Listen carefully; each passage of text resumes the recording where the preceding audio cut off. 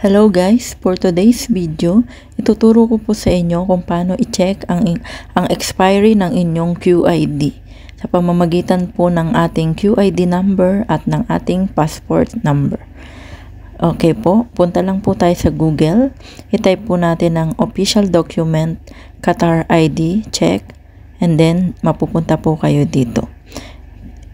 Tulad po na nakikita nyo, i-type nyo lang po ang inyong QID number. Yan po.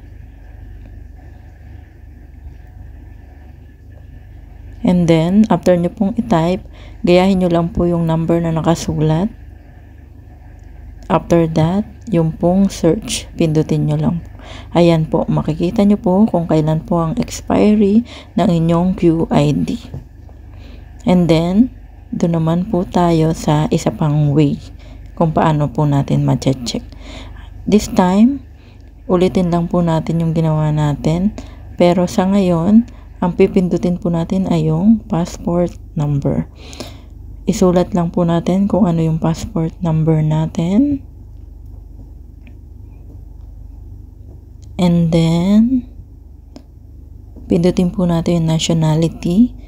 Piliin po natin yung Philippines. Siyempre, Pinoy po tayo.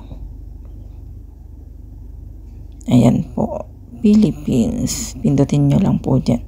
And then, gayahin nyo po ulit yung number na nakasulat.